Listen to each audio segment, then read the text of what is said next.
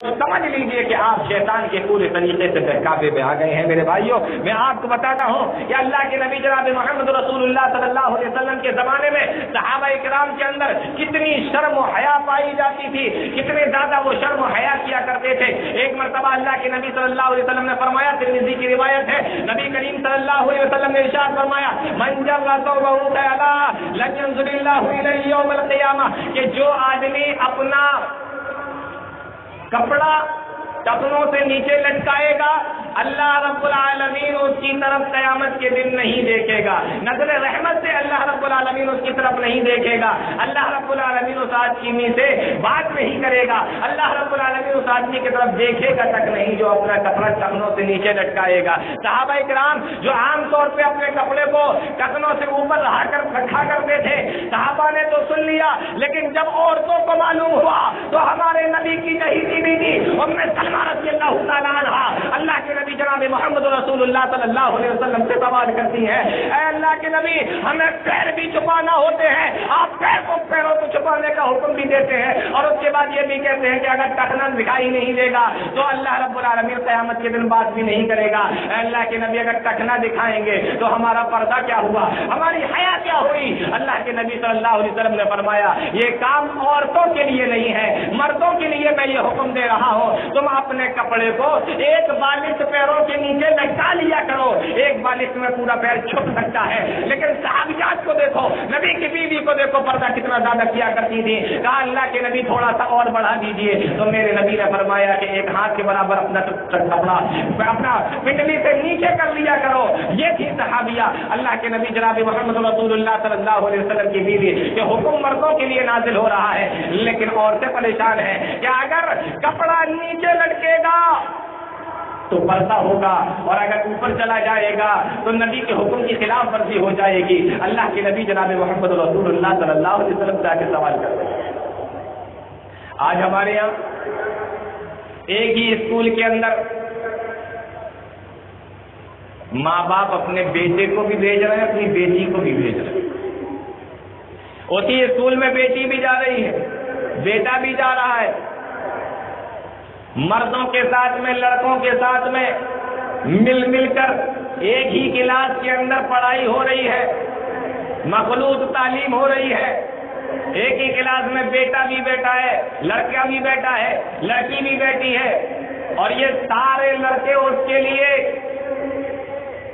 نامحرم ہیں، لیکن انہی کے ساتھ میں بیٹھ کے بیٹی پڑھ رہی ہے۔ اور ہمارے یہاں کے لوگ سمجھ رہے ہیں کہ ہم لوگ ماڈرن ہو چکے ہیں، اب وقت بدل چکا ہے، وہ اسلام جو 1400 سال پہلے آیا تھا اب وہ اسلام نہیں چلے گا، اب ہم جیسے چاہیں گے ویسے چلے گا۔ صحابیات کو دیکھو، اللہ کے نبی جناب محمد رسول اللہ صلی اللہ علیہ وسلم اکثر اور عام طور پر مردوں کو حکم دیا کرتے تھے، نماز کے بعد میں کچھ بتا دیا، جمعے کے خطبے میں کچھ بتا دیا، الگ سے کبھی کچھ بتا دیا۔ عورتوں نے سوچا کہ یہ سارا معاملہ تو مردوں کے ساتھ میں ہوتا ہے، ہمیں اسلام کے احکام پتہ نہیں چل پاتے ہیں، تو اللہ کے نبی جناب محمد رسول اللہ صلی اللہ علیہ وسلم کے پاس میں پہنچی عورتیں نبی کے زمانے میں، اور نبی سے جا کر یہ نہیں کہا کہ جب تم مردوں کو بتایا کرو، مردوں کو سکھایا کرو، مردوں کو پڑھایا کرو تو مجھے بھی وہی بٹھا دیا کرو، وہی میرا بھی کلاس لگا لیا کرو، مجھے بھی وہی بٹھا کر پڑھا دیا کرو، بلکہ کہا اللہ کے نبی میرے لیے بھی کوئی ایک دن نکالیے، ہمارے لیے بھی کوئی ایک دن منتخب کیجیے، ہمارے لیے بھی کوئی ایک دن بنائیے، تاکہ ہم ساری عورتیں ایک جگہ جمع ہوا کریں اور آپ وہاں پہ آ کر ہمیں بھی اسلام کا قانون بتایا کریں، اسلام کے احکام بتایا کریں، قرآن و حدیث کی تعلیم دیا کریں۔ وہ پاک معاشرہ، وہ صحابہ کا معاشرہ، وہ اسلام کے اولی دور کا معاشرہ، جن کی عزتوں کی قسمیں اللہ رب العالمین قرآن کریم کے اندر اٹھا رہا ہے، رضی اللہ عنہم ورضوا عنہ کے لقب سے اور خطاب سے نواز رہا ہے، اس کے باوجود بھی ساتھ میں بیٹھ کے پڑھنے کے لیے تیار نہیں ہے، ساتھ میں بیٹھ کے سمجھنے کے لیے تیار نہیں ہے۔ کہا اللہ کے نبی مجھے لیے الگ سے دن نکالیے، میں الگ سے آپ کے ساتھ میں آؤں گی، الگ سے ہم لوگ بیٹھا کریں گے اور آپ الگ ہمیں بتایا کریں، مردوں کو الگ بتایا کریں۔ یہ صحابیات تھیں جن کے اندر حیا تھی، جن کے اندر شرم تھی، جن کے اندر پردہ تھا، اور یہ سمجھتی تھی کہ اللہ رب العالمین ہمیں کس چیز کا حکم دیا ہے۔ آج ہمارے دور کی عورتیں، ایک بڑی مشہور حدیث پڑھتا ہوں، ہمارے دور کی عورتوں کا کیا حال ہے؟ اور مسلمانوں، مردوں، میں تم سے بھی مخاطب ہو کے یہ بات کہہ رہا ہوں، آؤ وہ پہلے حدیث کو دیکھ لیتے ہیں۔ اللہ کے نبی جناب محمد رسول اللہ صلی اللہ علیہ وسلم نے کیا فرمایا؟ آپ نے فرمایا 2 قسم کے لوگ جہنم کے اندر جائیں گے۔ لما رہما قوم، یہ میری پیشین گوئی ہے، میں نے ابھی ان کو دیکھا نہیں ہے، لیکن وہ 2 قسم کے لوگ جہنمی ہوں گے، جہنمی۔ یہ میری بات نہیں، میں آپ کو جناب محمد رسول اللہ صلی اللہ علیہ وسلم کی بات بتا رہا ہوں۔ مسلم شریف کی روایت ہے، اللہ کے نبی جناب محمد رسول اللہ صلی اللہ علیہ وسلم ارشاد فرماتے ہیں، اے لوگوں 2 قسم کے لوگ جہنمی ہوں گے، جہنم کے اندر جائیں گے، اور میرے نبی نے جو فرما دیا وہ حق ہے، سچ ہے۔ زمین و آسمان تو بدل سکتے ہیں، لیکن میرے نبی کا فرمان غلط نہیں ہو سکتا، کیونکہ میرا نبی وہی بتاتا ہے، وَمَا يَنطِقُ عَنِ الْهَوَىٰ إِنْ هُوَ إِلَّا وَحْيٌ يُوحَىٰ، جو اللہ بتانے کا حکم دیتا ہے۔ تو اللہ نے جب میرے نبی سے کہا، اے میرے نبی آپ اپنی امت کے لوگوں کو بتا دیجئے، مسلمانوں کو بتا دیجئے، قیامت تک کے آنے والے لوگوں کو بتا دیجئے، تو میرے نبی نے فرما دیا، سنو 2 قسم کے لوگ جہنم کے اندر جائیں گے، جہنم کے اندر۔ اس میں سے ایک تو وہ لوگ ہیں جو لوگوں کے اوپر ظلم کرتے ہیں، اور دوسرا اس میں سے جو گروہ اللہ کے نبی جناب محمد رسول اللہ صلی اللہ علیہ وسلم نے بتایا وہ گروہ کون سا ہے؟ فرمایا وہ عورتوں کا گروہ ہوگا۔ اے عورتوں ذرا کان کھول کر سنو، کون سی عورتیں ہوں گی؟ میرے پیارے نبی نے نشانیاں بھی بتا دی، فرمایا نساء قاضیات عاریات، وہ ایسی عورتیں ہوں گی جو کپڑا پہننے کے باوجود بھی ننگی ہوں گی، کپڑا پہنے ہوئے ہیں اس کے باوجود بھی ننگی ہے۔ بات ذرا سمجھ میں نہیں آتی کہ ایک آدمی کپڑا بھی پہنے ہو اور ننگا بھی ہو۔ ہمارے علماء کرام نے اس حدیث کی تشریح کرتے ہوئے بیان فرمایا کہ میرے نبی نے جو یہ فرمایا تھا وہ کپڑا پہننے کے باوجود بھی ننگی ہوں گی، تو وہ ایسی عورتیں ہوں گی وہ اس طریقے کے کپڑے پہنے ہوئے ہوں گی کہ وہ کپڑا ان کا اتنا ٹائٹ ہوگا، اتنا ٹائٹ کپڑا وہ پہنے ہوئے ہوں گی، کپڑا پہننے کے باوجود بھی ان کے اعضاء، ان کی نشو و نما، ان کی بناوٹ، ان کی ساخت پوری کی پوری صاف نظر آ رہی ہوگی۔ جی اتنے ٹائٹ کپڑے پہنے ہوئی ہوں گی۔ آج دیکھیے اور تو کپڑے سلوانے کے لیے درزیوں کے پاس میں جا رہے ہیں، باقاعدہ خصوصی طور پر آرڈر دیا جا رہا ہے، یہاں سے بھی ٹائٹ ہونا چاہیے، یہاں سے بھی ٹائٹ ہونا چاہیے کپڑے، ڈھیلے سلے تو پیسے نہیں ملیں گے۔ اور اگر بیچارے درزی نے 1 پوائنٹ بھی کپڑا ڈھیلا کر دیا، وہ کپڑا پھر سے دوبارہ اس کے پاس میں پہنچ گیا کہ ابھی کمر پر یہ کپڑا ڈھیلا پڑ رہا ہے، اس کو تھوڑا اور ٹائٹ کیا جائے۔ تو اتنا ٹائٹ ہوگا کہ پہننے کے باوجود بھی ان کے اعضاء اور ان کی بناوٹ نظر آئے گی۔ یہ دوسرا یوں سمجھ لیجیے، اللہ کے نبی جناب محمد رسول اللہ صلی اللہ علیہ وسلم نے فرمایا کپڑا پہننے کے باوجود بھی ننگی ہوں گی، یعنی وہ اتنا باریک کپڑا پہننے لگیں گی، اتنا باریک کپڑا پہنے گی کہ پہنے تو کپڑا ہوں گی لیکن وہ اتنا باریک ہوگا کہ کپڑا پہننے کے باوجود بھی ان کا جسم نظر آئے گا۔ فرمایا نساء قاضیات عاریات، ایسی عورتیں جو کپڑا پہننے کے باوجود بھی ننگی ہوں گی۔ مائلات ممیلات، یہ وہ عورتیں جو دوسروں کی طرف مائل ہونے والی بھی ہیں اور دوسروں کو اپنی طرف مائل کرنے والی بھی ہوں گی۔ اللہ کے نبی نے فرمایا لا يدخلن الجنت، سن لو ایسی عورت جنت کے اندر داخل نہیں ہوگی۔ فرمایا جنت میں جانا تو بہت دور کی بات ہے، بلکہ جنت کی خوشبو جو ایک حدیث کے مطابق 500 سال کی دوری پہ سے سنائی دیتی ہے، 500 سال کی دوری سے بھی پتہ چل جاتی ہے، معلوم ہو جاتی ہے۔ اللہ کے نبی فرماتے ہیں وہ خوشبو بھی ان عورتوں کو نہیں پہنچے گی، وہ خوشبو بھی نہیں پا سکتی، جنت کی خوشبو بھی نہیں ملے گی۔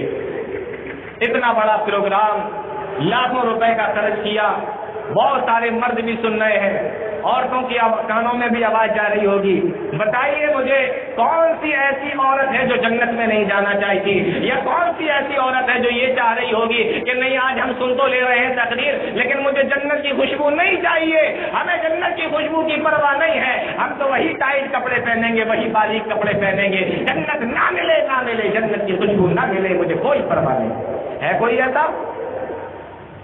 ہے کوئی ایسی عورت جو یہ کہہ سکے اللہ کی بندیوں ذرا ہوش کرو، اور مردوں تم ان سے زیادہ ہوش میں آؤ۔ آخر تمہاری عقلوں کو کیا ہوا؟ تمہیں کس نے اجازت دی ہے کہ اپنے گھر کی عورتوں کو اس طریقے کے کپڑے پہناؤ؟ تم سے کس نے کہا ہے کہ ان کے ان حرکتوں پر تم ان سے کوئی بات پرس نہ کرو؟ بلکہ یہ مرد ساتھ میں جاتے ہیں، ان کو اس طریقے کے کپڑے دلا دلا کر لاتے ہیں۔ اور اگر آپ کی بیٹی، آپ کی بیوی، آپ کی بہن ہے، بیٹی ہے، آپ کی بیٹی ہے، بہن ہے، ماں ہے، بیوی ہے، اور وہ آپ کے سامنے اتنے بازی کپڑے پہن کر آتی ہے، لے کر آتی ہے، اور اس کے بعد آپ اس کو دلا کر لاتے ہیں، پھر بھی آپ اس سے کچھ نہیں کہتے، تو سمجھ لو اللہ کے نبی صلی اللہ علیہ وسلم نے فرمایا 3 قسم کے لوگ ایسے ہوں گے جو جنت کے اندر داخل نہیں ہوں گے۔ یہ تو عورتوں کے بارے میں حدیث تھی اس سے پہلے والی، کہ وہ عورتیں جو کپڑا پہننے کے باوجود بھی ننگی ہوں گی، جو کپڑا پہننے کے باوجود بھی ننگی نظر آئیں گی اور جنت کے اندر نہیں جائیں گی۔ لیکن ایسے مرد جو اپنے گھر کی عورتوں کو ایسے کپڑا پہنے ہوئے دیکھتے ہیں، اس کے باوجود بھی منع نہیں کرتے، ان کو کبھی ٹاکتے نہیں ہیں، ان کے بارے میں بھی اللہ نے فرمایا ثلاثۃ لا يدخلون الجنۃ العاق لوالديه والديوث والمترجل۔ آپ نے فرمایا، اللہ کے نبی فرماتے ہیں 3 قسم کے لوگ جنت کے اندر داخل نہیں ہوں گے، اس میں سے ایک تو ماں باپ کا نافرمان ہے اور دوسرا دیوث ہے۔ صحابہ نے پوچھا اے اللہ کے نبی ذرا بتائیے دیوث کس کو کہتے ہیں؟ تو میرے نبی نے فرمایا اس کے گھر کی عورتیں کیسے رہ رہی ہیں، کیا پہن رہی ہیں، کہاں جا رہی ہیں، کہاں سے آ رہی ہیں، گھر میں کون آ رہا ہے، اس کو اس بات کی کوئی پرواہ نہ ہو، ایسے آدمی کو دیوث کہا جاتا ہے۔ آپ ایماندار بنے رہیں، آپ مومن بنے رہیں، آپ متقی پرہیزگار حاجی بنے رہیں، آپ اپنے گھر کے اندر بڑے اکڑ کے ساتھ میں رہیں، آپ سماج کی نظر میں بڑے اور معاشرے کی نظر میں بڑے عزت والے بنے رہیں، لیکن میرے نبی نے آپ کو دیوث کہا ہے، اور دیوث کا ٹھکانہ اللہ کے نبی جناب محمد رسول اللہ صلی اللہ علیہ وسلم نے جہنم بتایا۔ تاریخ کے اندر ذرا اٹھا کر دیکھیے، ایک واقعہ نظر آتا ہے قاضی موسیٰ ابن اسحاق کا، بہت بڑے قاضی ہیں۔ ایک عورت ان کے پاس میں آئی، مسلمانوں ذرا عبرت حاصل کرو، ایک عورت ان کے پاس میں آئی، آ کر کہنے لگی میرا شوہر مجھے مہر نہیں دے رہا ہے، میرے شوہر نے مجھے ابھی تک مہر نہیں دیا، شادی کو کافی وقت ہو چکا ہے لیکن میرے شوہر نے مجھے ابھی تک مہر نہیں دیا، میں اپنے شوہر کے خلاف مقدمہ کرنے کے لیے آئی ہوں۔ اب آپ لوگ سوچ رہے ہوں گے اس نے کیا نہیں دیا، ہم لوگوں نے بھی تو ابھی نہیں دیا۔ اس مجمع کے اندر میں گارنٹی کے ساتھ میں کہہ سکتا ہوں کہ آدھے سے زیادہ لوگ ایسے ہیں جنہوں نے ابھی تک اپنی بیویوں کو مہر نہیں دیا ہوگا۔ اور ابھی ہمارے دوست عبدالغفار صاحب جہیز کے تعلق سے تقریر کر رہے تھے، بتا رہے تھے کہ جب لینے کی باری آتی ہے تو پوری لسٹیں جاتی ہیں، ہمیں یہ چاہیے، یہ چاہیے، یہ چاہیے، گاڑی چاہیے، بنگلہ چاہیے، ہمیں نقد بھی چاہیے، دکان بھی چاہیے، مکان بھی چاہیے، ساری چیزیں چاہیے، ہمارے باراتیوں کی اچھی طریقے سے خاطر و مدارات ہونا چاہیے، بہت اچھا کھانا پینا بھی ہونا چاہیے۔ اب جب مہر کی باری آتی ہے، ہاں بھائی آپ کا مہر کیا لکھ دیا جائے، تو کہتے ہیں سنتی لکھ دیجیے، سنتی مہر لکھ دیجیے۔ اچھا اب تمہیں سنت نظر آ رہی ہے؟ یہ جو 300 400 براتیوں کو لے کر آئے تھے تب تمہیں سنت نظر نہیں آئی؟ جب کہا تھا کہ ہمارے باراتیوں کو چکن اور مٹن کھلانا، میری عزت رکھ لینا، تو سنت نظر نہیں آئی؟ اور جب دہیج کی لسٹ دی تھی تو سنت نظر نہیں آئی؟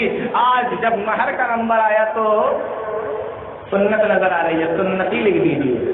اور پتہ نہیں دوستوں نے کہاں سے نکال لیا کہ 66 روپے 96 پیسے یہ سنتی مہر ہے، اتنا سا دے دو جی جی جی جی ہمارے صدر محترم صاحب نے بہت اچھی بات کہی ہے۔ تو یہ پتہ نہیں لوگوں نے کہاں سے نکال لیا شیخ کہ 66 روپے 96 پیسے بس مہر کے اندر باندھ دو۔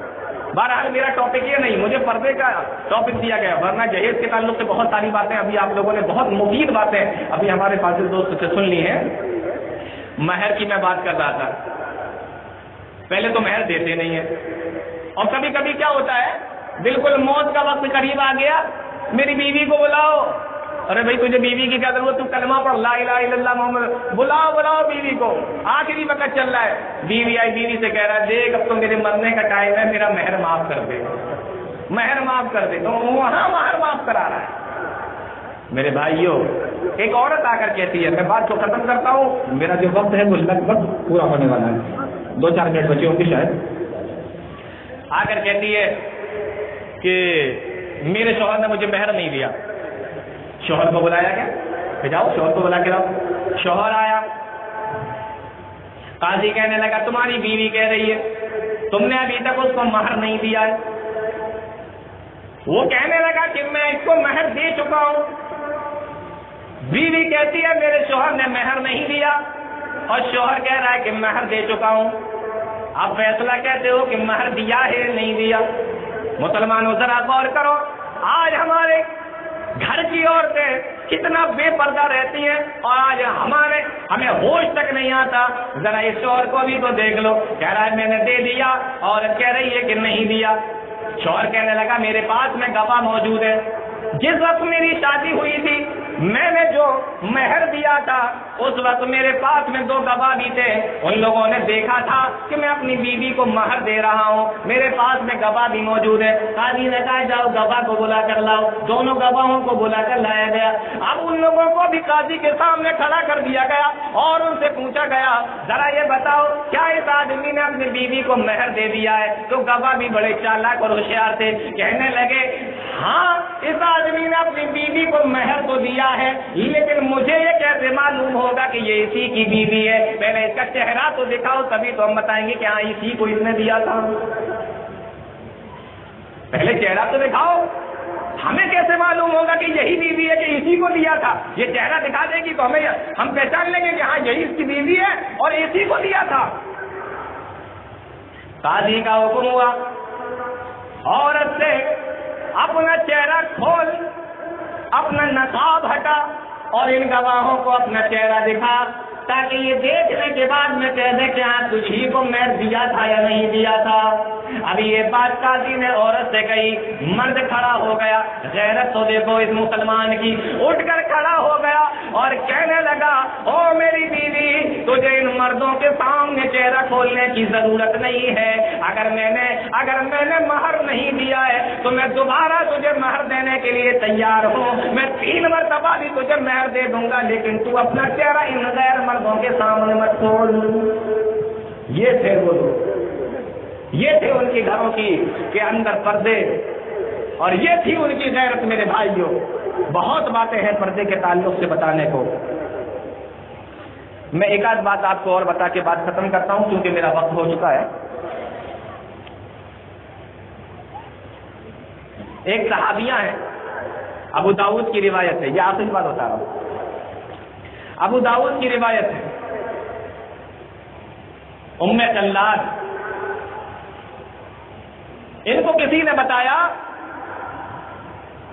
ऐ उम्मे कल्लाद तुम्हारा बेटा जंग के अंदर मारा गया, तुम्हारा बेटा जंग के अंदर शहीद हो गया। जवान बेटा है, जंग के अंदर मरने की खबर सुनी परेशान हो गई। अपने बेटे की लाश को देखने के लिए अपने घर से चली, और वहां से जब वो आ रही है अपने घर के अंदर है, अभी उन्होंने अपने घर से कदम बाहर नहीं निकाला कि पूरे पर्दे के साथ में नकाब लगाया, चादर ओढ़ी। इस्लाम ने जिस तरीके से पर्दे के साथ में औरत को रहने का हुक्म दिया है, उसी तरीके से अपने घर से बाहर निकलती हैं और मैदान जंग के अंदर पहुंची। आज हमारे तुम्हारे जमाने की औरतें होती तो क्या हाल होता अगर उनको ये बता दिया जाता कि तुम्हारा जवान बेटा मारा गया, तुम्हारे जवान बेटे का इंतकाल हो गया, तुम्हारा जवान बेटा खत्म हो गया। औरतों को पर्दे का होश नहीं रहता, ईमान और इस्लाम का होश नहीं रहता, न मर्दों को रहता न औरतों को रहता। ये भी औरत है, पर्दे के साथ में मैदान जंग के अंदर अपने बेटे को देखने के लिए आई और साहबा से पूछ रही है, ओ साहबी जरा बताओ मेरा बेटा कहाँ है, मेरे बेटे की लाश कहाँ है? और पर्दे के साथ में है।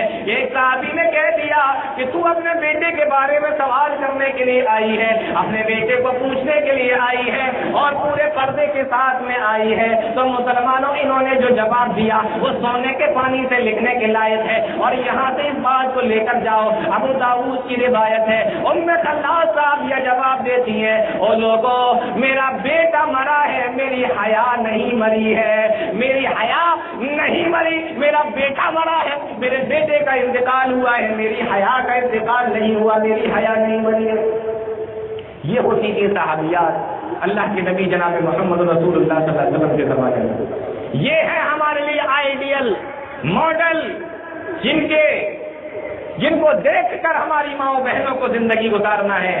نبی کریم جناب محمد رسول اللہ صلی اللہ علیہ وسلم کی بیٹی، امام کائنات کی بیٹی، آج ہمارے یہاں اللہ رب العالمین کسی کو اگر تھوڑا سا نواز دے، بیٹیوں کے کپڑے چھوٹے سے چھوٹے ہوتے چلے جاتے ہیں، اپنے آپ کو بہت اسٹینڈرڈ اور ماڈرن اور پتہ نہیں کیا کیا سمجھنے لگتی ہیں۔ یہ امام کائنات کی بیٹی ہیں، اپنے موت سے پہلے اپنے شوہر حضرت علی رضی اللہ تعالیٰ عنہ سے کہتی ہیں، اے میرے شوہر، اے علی، جب میرا انتقال ہو جائے تو میرا جنازہ دن میں نہیں رات کے اندھیرے میں لے کر جانا۔ اتنے پردے سے رہا کرتی تھیں، ان کی پیروی کرو گے، ان کے